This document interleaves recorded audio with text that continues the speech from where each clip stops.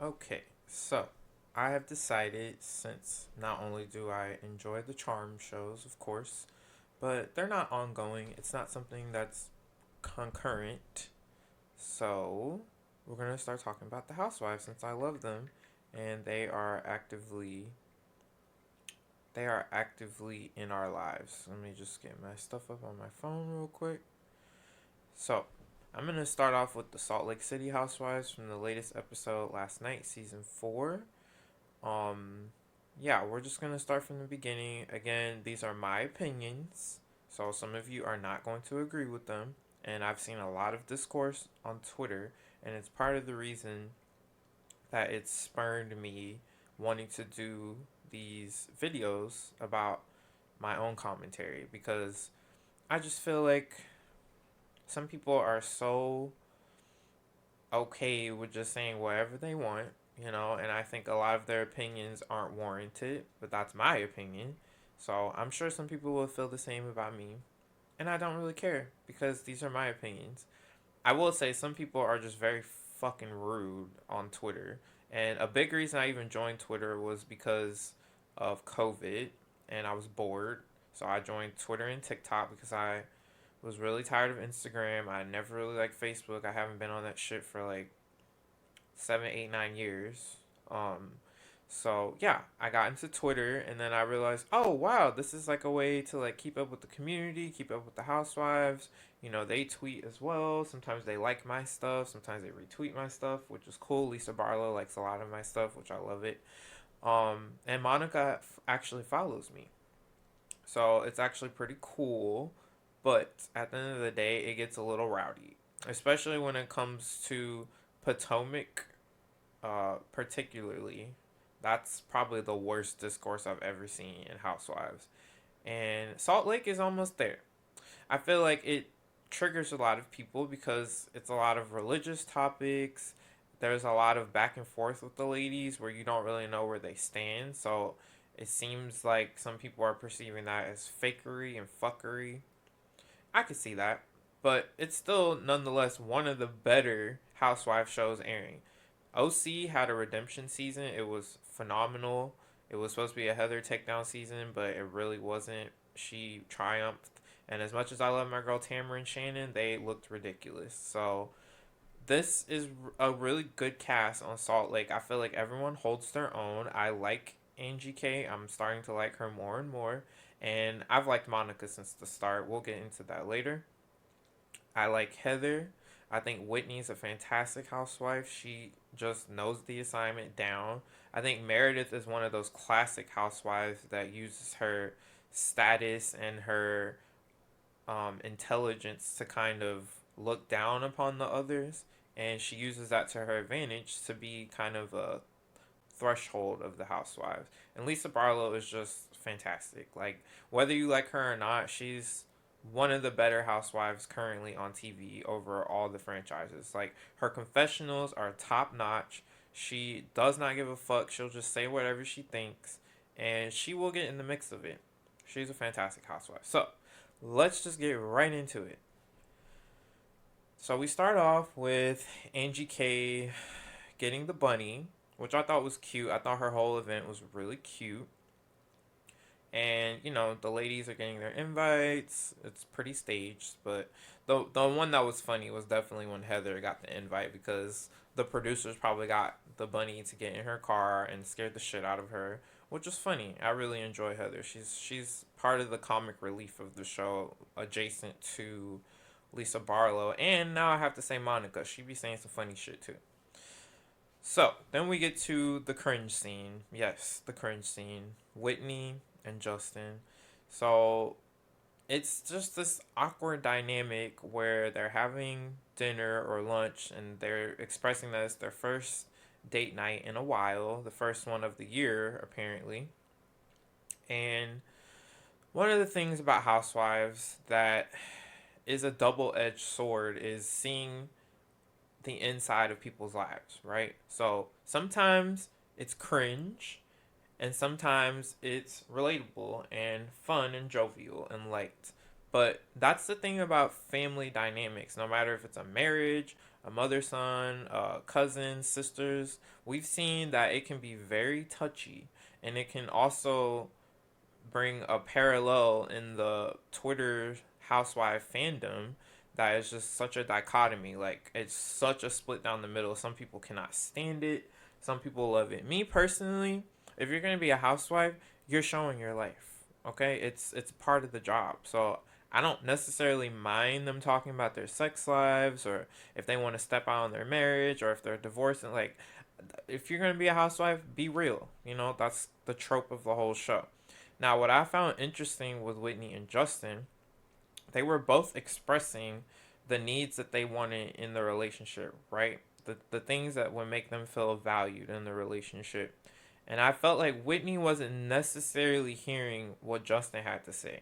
I know that can be kind of like, I'm not siding with Justin at all, but it seems like he has already had some issues and him getting back into the workforce and probably being tired from working a 9 to 5 on top of rearing children.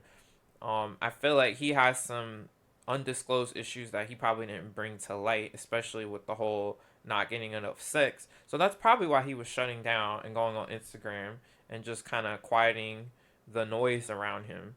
But of course, I'm on Whitney's side when it comes to like, hey, you got to help out too.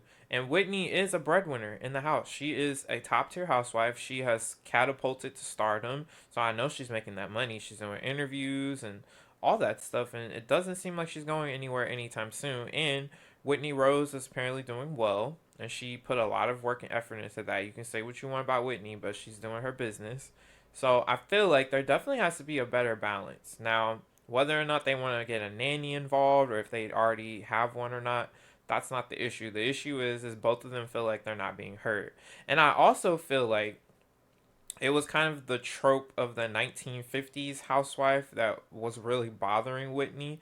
Maybe that's not necessarily what she wants. Maybe she wants that happy balance, that happy medium of being a businesswoman and being a mother, which is totally fine, especially in 2023. There are tons of women that raise family and still have a career. I don't think that's anything bad, and I feel like it's the man's job in the relationship to also balance it. So it has to be 50-50. They both need to work out how they're going to raise these kids, take care of this house, but then also handle the business to pay the bills. They got to figure that out 50-50. That's probably putting a damper on their sex life, which I don't necessarily want to hear about their sex life, but one thing Whitney's going to do is be transparent, and you have to respect that about her. She's one of the most forthcoming housewives on the show, if not across franchises. She just will spill the beans and talk about anything and everything about her life, and you have to respect that. Like, she has no boundaries. The only boundary I remember was her not wanting to talk explicitly about the abuse she endured, which I can totally understand that. And when the time is right for her storyline, if it's dry, I'm sure she'll bring that up. She's a smart girl. She's got that in her back pocket. She's going to be like, hey, once I get that therapy and I've come to terms with it, I'm bringing up the abuse. So that's that on Whitney and Justin. Hope they work things out. I never like seeing relationships break up, but putting your ring in the drawer and not wearing it is not the best time. Okay, so then we get to the scene with Lisa and Angie K. They're going to the candle shop. I like their relationship. I think it's cute. And then, of course, the girl who works there, one of the candle maker guru girls or whatever, comes up to Lisa and says, "Hey, I know Jack from school, and yeah, I knew about the mission thing before you even did." I'm sure that had to sting Lisa because, as a mother, you don't ever want to hear that you're the last person to hear things about your child, and I have to sympathize with her, and even though she's not my favorite, and we'll get to that, and Mary Cosby, because I didn't think that that was cool that her son kept the marriage thing from her. It's just like if you have a good relationship with your mom, then your mom should know certain things. And it doesn't seem like Lisa's a bad mother at all. In fact, I think she's a good mother. Let's see what else I have written here. Um, Well, Lisa was kind of alluding to the fact that Meredith and Monica are culpable. I have to agree. And I'm going to get into Meredith real soon. She didn't have many scenes in this because she wasn't invited to the Easter Bunny party. And she clearly does not want to engage with Angie K. But I think that's a power move. And we're going to get to that later. So then we have the scene with Mary Cosby and her son. Now, I'm going to just gloss over this because I don't want to give Mary too much attention. I don't particularly like her as a person, and that's me putting that in a nice way. I believe the religious aspect of her creates this self righteous, pompous, rude personality that is, um, sorry, I got a text, that is fueled by the fact that she is in a higher status in her church. And we've seen it in the past where it almost seems like they're worshiping her. So that'll give you a big fucking head, and that'll make you feel like you can talk to anybody any kind of way, like service workers and stuff.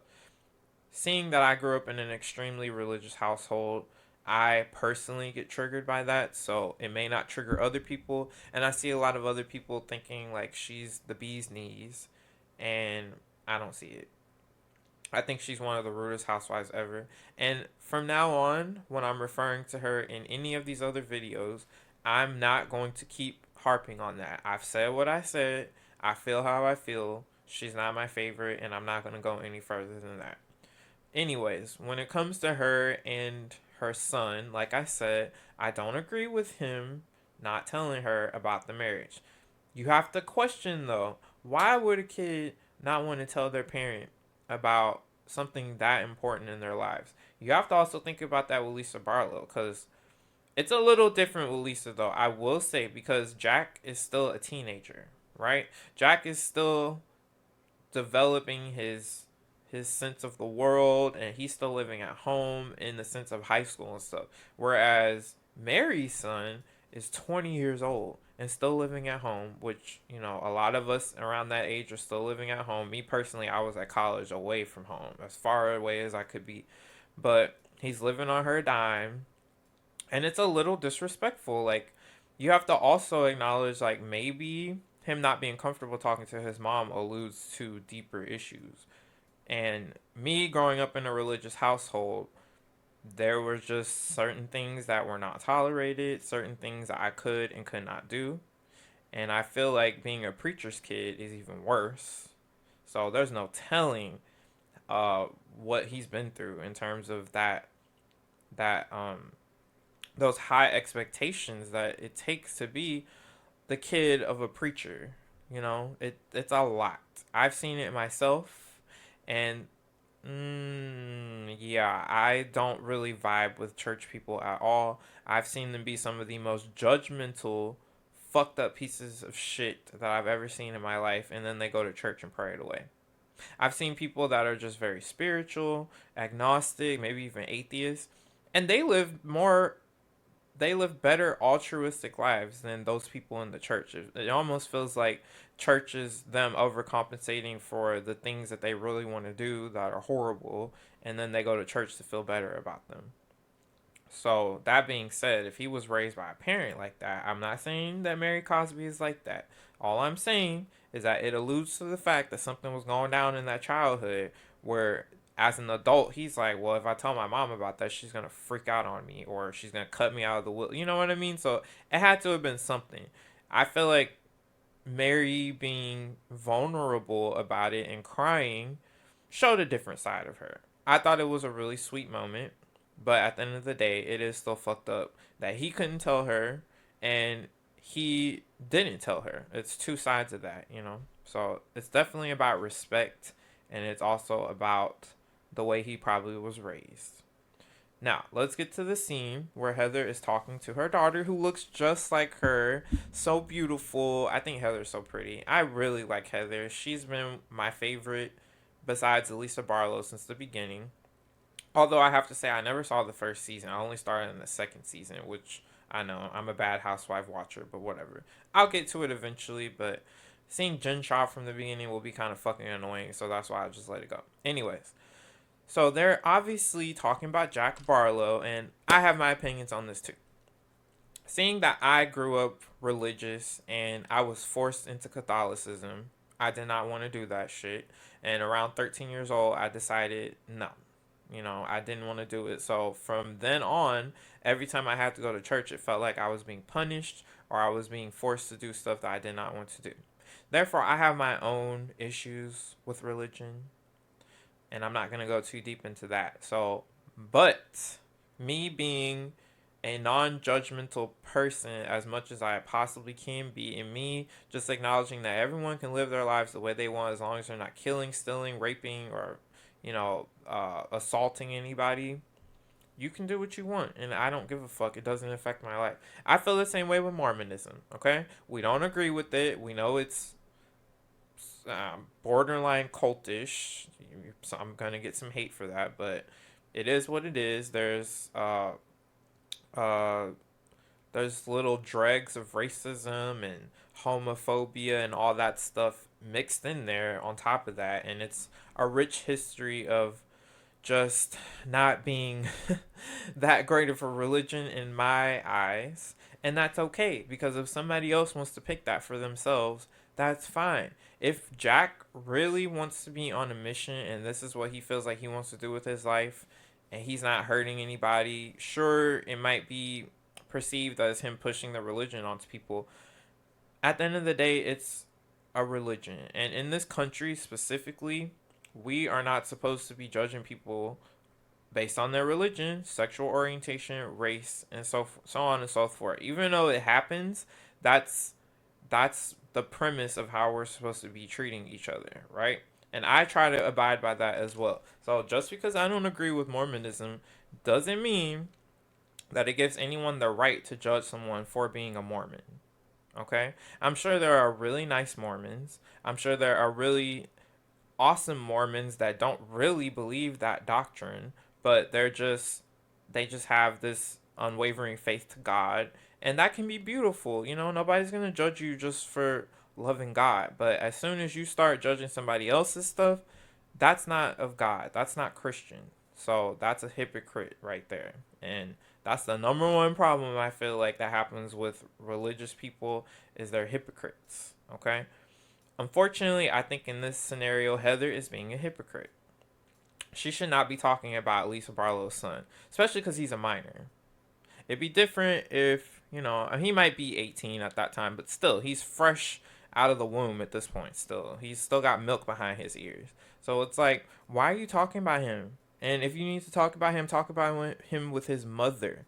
I understand Heather felt hurt that Lisa did not come to her to talk about the book or to express the news about Jack. But it's none of Heather's fucking business at the end of the day. And her and Heather don't really have that great of a relationship at this point. I believe Lisa was basically prefacing it as being a surface level relationship, which it is. They've had a lot of problems in the past, and being castmates and coworkers, they just have to be cordial at some point or just not fuck with each other, and they choose cordiality, okay? But at the end of the day, it doesn't give her a right to talk shit about Jack and what he decides to do. It just doesn't. You can't be judging other people for the fact that they're not following your ex Mormonism or reading your bad Mormon book. Like, it's not your place. And as a mother, Heather should have known that. Love my girl down, but she should not be talking about another person's kid like that. So, let's move on to Meredith and Mary's little scene. I like how Mary just kind of was like, yeah, my son's married, but we don't want to talk about that. So, that was kind of cute. Okay. I'm just going to get into Meredith right now. So, my thing with Meredith, I'm going to also include Whitney and who else? Meredith, Whitney, and Monica. I would say those three are the housewife archetype of the ones who have studied the housewives down. Okay? They have watched every fucking season, watched it a billion times, seen every reunion, seen every Watch What Happens Live. I really feel like they are that type because they have perfected their archetype on the show. For instance, Whitney is the shit stirrer and the bone collector. And she does that with such ease and effortlessness, it's insane. And she's one of the reasons that the show is so good because she's always starting the drama. You got to give credit where credit is due. If we don't have somebody like that, we don't have a show. Period. Then we have Monica. She's knocking her confessionals out the fucking park. She's got the whole comedic timing, and she's one of those that's just gonna talk it and say it how it is. Like, she don't give a fuck at all. She is definitely that archetype of the pretty girl who's just gonna run her fucking mouth. That's it, you know.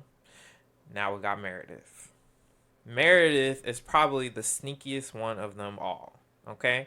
Now, I'm going to also preface this by saying I like Meredith a lot. I think she's a fantastic housewife. I think something about her personality and her way that she doesn't really speak fast or anything like that, like, she still somehow catches our attention. And you know why? She reminds me a lot of like Lisa Vanderpump, those kind of people. So this whole situation with Andy K, let's just get right into it. Meredith knew goddamn well that she was gonna say that fucking rumor. Mind you, she has that award with GLAAD or that sponsorship or whatever. So, and she has a gay son, blah blah blah. That doesn't mean that you weren't gonna say them fucking rumors, cause Angie K got your ass heated. Now, one thing about Meredith, she's not going to engage. And when you're not engaging with somebody, it takes your power back, correct? So it's a power play. Meredith is always about the power play. Meredith is also a lawyer. So one thing Meredith knows is if you say something out loud, it's going to be on record. Versus if you just think it. She doesn't want to give all the tea because she knows it's going to run back to her. But what she will do is get somebody else to do her dirty work. And she knows these other bitches, no, she knows they are not going to know as easily what she's doing because they may not be on the same level of intelligence as her, which is her elitism sticking out. And I see it plain as day because Whitney took the bait, and so did Monica. So she's over here talking about, you want to talk about the rumors, the rumors. Okay, so what other fucking rumors were there about Angie K and her husband? What other rumors were there? If not the gay and cheating on her with boyfriends. What else were the fucking rumors, right? She 100% knew she was going to say that shit. She 100% knew that her telling Lisa about it and it being on camera that it was going to come out in some way or another. But she didn't personally say it, correct? Now, in this scene with Meredith and Mary, she says, hey, I had heard these rumors before, but I wasn't going to say anything. That's calculated. She knew what the fuck she was doing. She knew that if she said anything, not only would she look bad to the gay community and her son, but she also just wants to keep her fucking hands clean. Just like how she always brings up something that's quote unquote traumatic in her life to kind of get out of things or not engage. The not engaging is getting old because all you had to do was squash this beef with Angie as a grown ass woman. That's all you had to do. Just say, hey, we can agree to disagree. I don't want to get into this with you. We can be cordial. We don't have to be friends. Let's just coexist in this group and get along for the sake of the cameras. That's all you had to say. It didn't have to be you walking away every time, not engaging, blah, blah, blah. You're letting Angie call you a trampoline with eyes to your fucking face, but you're not saying shit. Okay? So it's like, at what point are you going to grow some balls and engage? It gets old after a while because clearly you have an ulterior motive. Clearly you are engaging behind the scenes. Because everything on this show is it's under a microscope, right? So as soon as you allude to a rumor, that makes the viewers be like, what the fuck is the rumor? Blah, blah, blah. It makes our heads spin, and that gets everyone questioning, what is the rumor about Angie? What is the rumor about Angie? What does she mean about the husband? And here we are. Now the rumor came out. So let's get to that. It is Easter, and we're at Angie K's house. First of all, can I just say, I have seen a lot of people on Twitter being like, we know she's Greek. We know she's Greek. Like, it's annoying. First of all, you and your fucking stale ass American ass and your fucking hamburgers and fries have no culture, okay? That is culture. People who are from other places are proud of their culture. It's how they grew up, and they like to express themselves through their culture. It's a beautiful thing. I love when she talks about her culture. I love it. I think it's awesome. I loved it when her dad brought that instrument. I don't know necessarily what that was, but it was so cool. And I love the throwing of the money. I love her having like the Greek word of the day. I love it. I think it's fantastic. I think more housewives should bring their culture forward. So y'all are a bunch of fucking haters and y'all are uncultured. So then let's see what else. I want to also throw in Lisa's outfit was so hot. That mint green fur with the white dress. She can really dress sometimes. She really can. I like it. I also like the scene where Heather was complimenting Angie K's husband on his outfit. He's like, "Yeah, my gay boyfriend picked it," which I thought was, "Hey, that's taking your power back." And I also want to go back and talk about that scene from a couple weeks ago where Angie told her husband about the rumors and he started crying.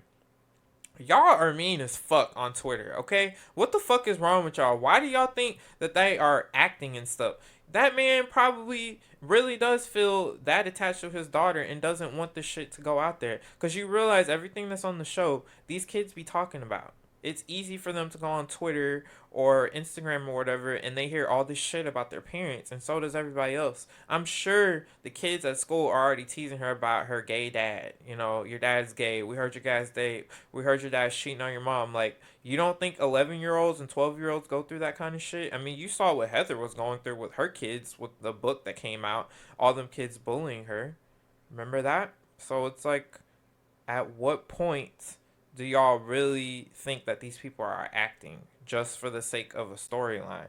They are putting themselves out there and they are at risk of losing their family at any given time. We have seen it so many times when people put everything out there and they end up getting divorced. Or they end up having to separate the kids and all that stuff. We saw that with Tamara on Orange County. It was really hard to see that scene where she's like, I want a fucking divorce. You know? We saw it coming, but when it actually comes, it's like, damn.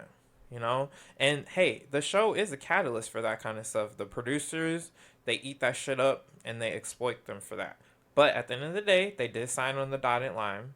So it is what it is. If anything comes out, these rumors and stuff, you gotta fucking just deal with it because you're a public figure.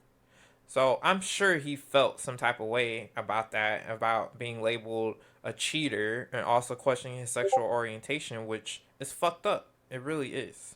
So I think y'all are a bunch of haters. I think y'all are mean and rude as fuck for even questioning the fact that why is he crying? That's his kid.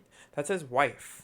Whether he's cheating on her or not, that's the real problem. His sexual orientation is not the issue. Because even if he is gay and they have an arrangement, that's their fucking business. It's not even for us to know. And if they choose to share it, then we will know. Moving on. I thought it was cute with Angie having her little Vicky moment. I will say Angie, sometimes her one-liners and stuff, they do seem kind of rehearsed. I will say that. She's another one that studied the housewives down, okay? And she had her little Vicky moment. I'm being crucified like Jesus Christ.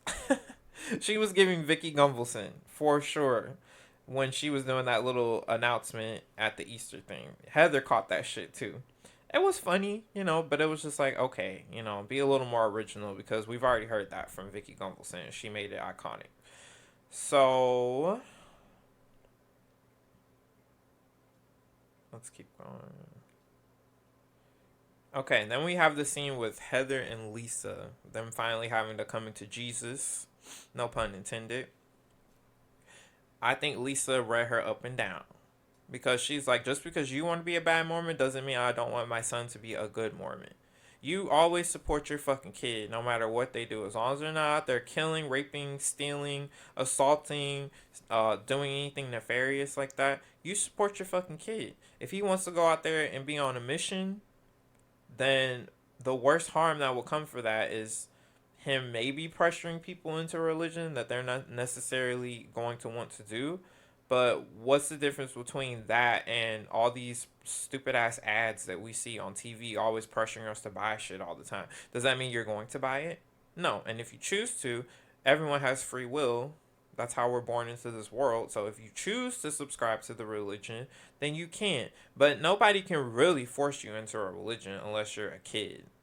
If you're a fucking functioning adult, then you can make your decision if you want to be a Mormon or not. Whether or not Jack is coming up to you pledging his allegiance to the faith, it doesn't matter. So at the end of the day, it's no harm, no foul. It is what it is. They can choose their own path. Nobody is responsible for you choosing your path in religion as an adult. So if that's what Jack wants to do, wants to go out into the world, mind you, I'm gonna be honest. I really don't think Jack is gonna commit to it. I think he's gonna go off to some foreign country and start drinking all kinds of stuff. I really don't think he's gonna commit to it. I think part of it is growing up maybe on the more sheltered side because Lisa does seem like a little bit of a helicopter parent, and I grew up like that. So once you get that freedom, once I was 18 and out that house, I was living wild. Okay, so I feel like this is just a front. I don't really think he's gonna commit to the mission, and even if he does, great, good for him. At least it's not something horrible, you know. So I think Heather needs to back off. It's not her place. It doesn't matter if Lisa's read her book or not. What they need to work on is being friends again because I really can see them being friends again. I think they really genuinely love each other and they both hurt each other. And you could see that hurt on Lisa's face when she was having that conversation with Whitney and Angie the other week. So I really genuinely think they just need to work things out. And from the preview of the season coming up, the mid-season preview, it does seem like they're going to make up. So I'm hoping for Heather and Lisa to be friends again. I think that's a good thing. Oh, okay. This part is kind of dark. Um, I get really triggered with the whole Monica thing and her mother. We're going to start with Monica and Angie K. Monica's 100% right. She was not saying nothing until Whitney brought that shit up. Whitney was the one who came to Monica, which is like, okay, the only reason Whitney came to Monica is because Monica and Angie K were pre-existing friends, correct? And at one point, Whitney was even questioning why Monica was coming so hard at Angie K because she was like, aren't you supposed to have loyalty to your friends? So now I'm looking at you sideways. Whitney just be making up shit sometimes.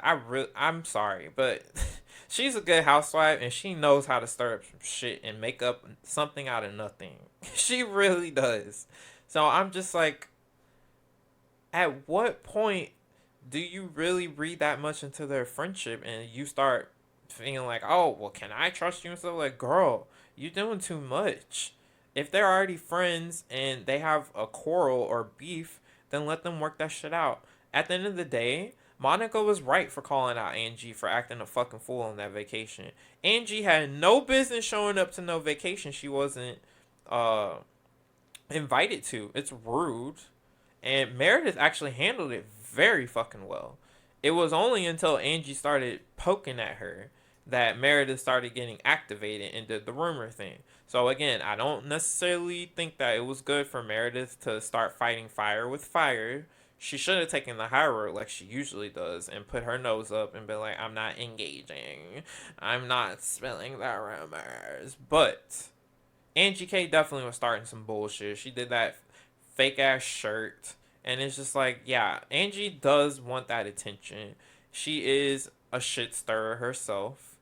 And she is problematic at times, which makes her a great housewife. So I'm starting to like her more and more personally. But you gotta call it out as you see it, and that's what Monica was doing. Like, why are you being rude to the fucking host who didn't even invite you? Why are you starting all this bullshit with her and she didn't even invite you?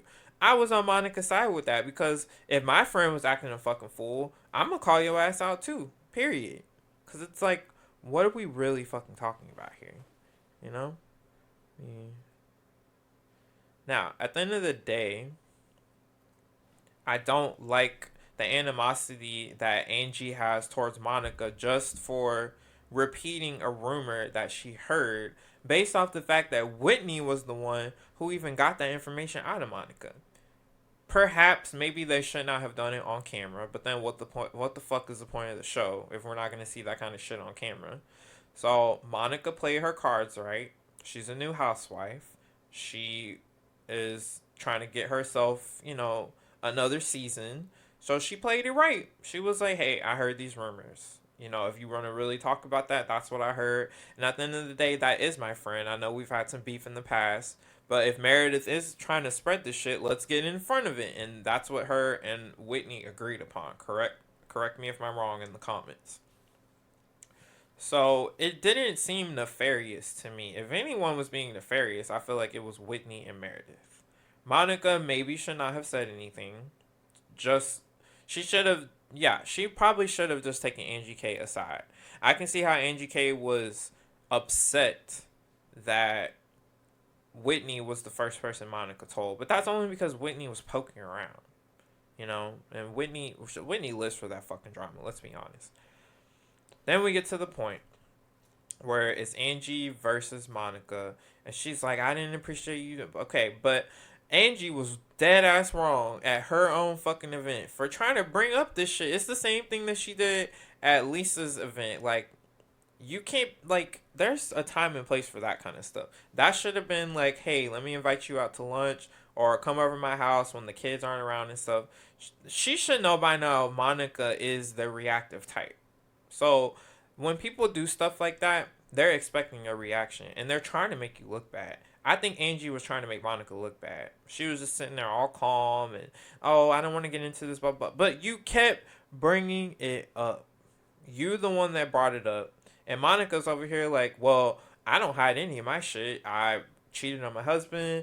I've been foreclosed, blah, blah, blah. She's like, all my shit's out there. So what do you know about me? Talking about, oh, I know rumors about you too. That was another power play Angie tried to play on her because back that shit up. As Dorinda says, back that shit up. Because what the fuck are you talking about? I'm more transparent than you. So I was on Monica's side. Monica was getting riled up around the kids and stuff, but as if we've never seen a housewife do that before. Like, y'all are so fucking judgmental on Twitter. It's ridiculous. Because if she's upset that this woman is egging her on, then sometimes you just see red. Sometimes you're just upset. People are calling her disgusting and all this stuff, the way she talks to her mom, and we'll get to that. That's how I'm going to finish the video because that's a even bigger issue that I have. Um, and then on top of the fact, while her mom was trying to defuse the situation, Angie kept bringing that shit up. Angie kept being like, "Oh, but like blah blah blah blah," blah. And Monica's just like, at this point, like, leave me alone. Just leave me alone. I just want to sit here and crack my fucking Easter eggs and keep it moving with my kids. But you keep bringing up shit. So Monica at that point was just defending herself. Now here goes the mom. I got my issues with that mother. I really do. I don't think a lot of people see it because they want to think like, oh, since my mother's an angel, all this stuff. Sorry, I was texting my boyfriend back. Yeah, so let's get into the mother and Monica cuz that mom is crazy. First of all, we get these mothers that are like Dorothy and Candace. Just I feel like they want the same attention and they clearly were raising their kid in a way that the kid has resentment. So you have to remember that a kid is just a kid. And if they're having those resentment issues, the parent is the only one at fault, in my opinion. So I already saw this a mile away when Monica was approaching her mother a few weeks ago about, hey, I don't like it when you just come in the house, you don't knock, you don't announce when you're coming over, you don't call prior, you just come in. That's a narcissistic trait. That's narcissism because you don't listen to your child and them establishing boundaries, but you still walk in on them. That's narcissism right there. I could also see the narcissism when she was inserting herself in Angie K's and Monica's business. Instead of asking her daughter, like, what's going on, maybe defending her, she was more worried about her image. She was more worried about making a scene. And it's like, you don't even know these people, like Monica said at the end of the day. You don't know my history with any of these people. You just met them. And you're over here acting a fucking fool. And it's just like, hello? So I have my issues with Monica's mom. Clearly, Monica, like she said, was feeling like a little girl. So she's having a trauma response. Y'all need to have some sympathy for Monica. Clearly, she was traumatized as a child. This woman is telling us that her mom told her she hated her guts. cussing her out and shit. And of course, on camera, we're not gonna see that side of her mom because that's what a narcissist does. They're never gonna show that side to people, so nobody really knows what the fuck they are. And this triggers me because I'm not gonna get into my own issues with my family, but I went through a lot of the same things that Monica did. So I can side with her, and I 100% disagree with everybody on Twitter talking about I would never talk to my mother like that. Even Lisa Barlow said that shit. I would never talk to my mother like that. Well, maybe you have a saint of a mother, but not everybody does. So what you see on TV is definitely not what she's getting behind the scenes. And I loved how she was like, I want to treat my kids better than that. And unfortunately, I know what that's like to feel like you want a different mother. I do. I used to feel like that. I've been there before. So I have a lot of sympathy for Monica. She was seeing red. Sometimes when we're having trauma responses, we're seeing red, and people are like, she's acting like a child. She was reverting to being a child because of trauma. Do y'all not recognize that parents are the ones that bring us into this world against our fucking will? And then they're gonna traumatize us?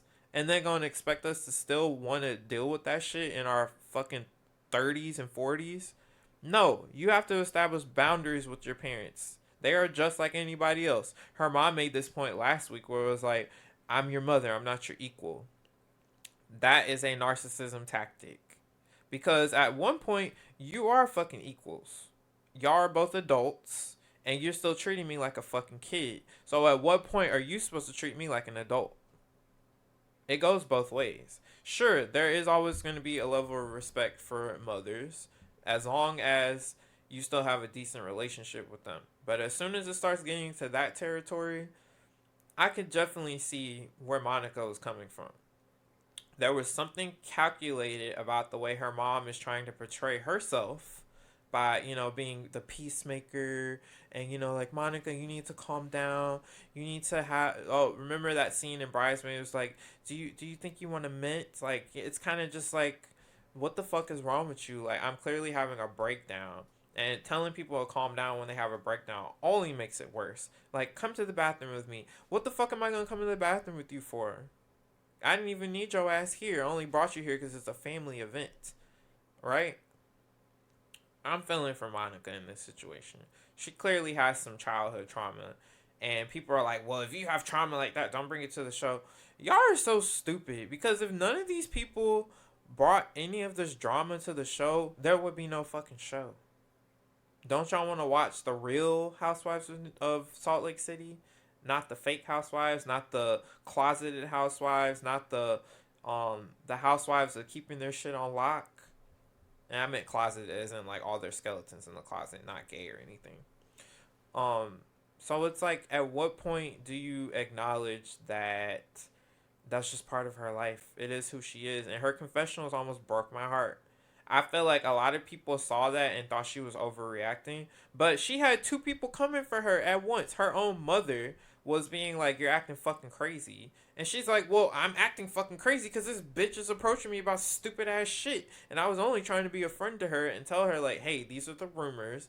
And she also cleared up. You got to give Monica some credit because she was 100% saying, like, Meredith did not start this.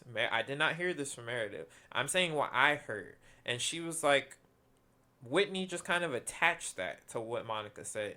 Whitney is one of the culprits too. So I have to hold accountable Monica because she should not have said it on camera. I mean, it was good for the show, but not good for your friendship. So I gotta hold Monica accountable. I'm holding Whitney's ass accountable because she don't know how to stay out of nobody's business. And I'm definitely holding Meredith number one accountable. She's the worst one because she's alluding to all this shit just like Lisa Vanderpump. Same kind of shit. Same kind of like announcing it a little bit, dropping a hint, dropping a breadcrumb, and then running away. Acting like she has no part of it. She's like, I'm going to the GLAAD Awards with my gay son. I have no part of this. But it's like, bitch, you just were talking about to Mary that you heard those rumors too. So let's be fucking for real here. Yo ass was definitely talking about them rumors. 100%. But you knew you saying it was going to be a bad look. Right? So Meredith is the worst in this situation. She 100% knew those rumors and was going to say it. I believe in my soul. She knew them fucking rumors, and she was gonna say it, but she held back because she didn't want the gay community coming after her. And now look who's coming after her. Now look who the gay community is coming after. Monica, just because she said the rumors. She wasn't perpetuating them. She didn't start the rumor. She's just saying what everyone wanted to hear. She's like, okay, well, this is the issue, and this is what they're talking about. And it's like, Angie just doesn't fucking get that. I will say that she needs to have some anger for Meredith for just alluding to it once she sees the footage during the reunion. But she shouldn't be mad at Meredith for spreading it because Meredith didn't do that. But Meredith was the catalyst of this. Whitney wouldn't have even been talking about this shit unless Meredith said some shit. And Lisa was 100% right. Meredith and Monica are culpable in this. It's just point blank period. That's about it for this episode. Yeah, I guess we'll see whatever happens in the mid-season trailer come to fruition. So thanks for listening, and I'll see you next episode. And I'll probably do all the other episodes of the other Housewives too. All right, thanks.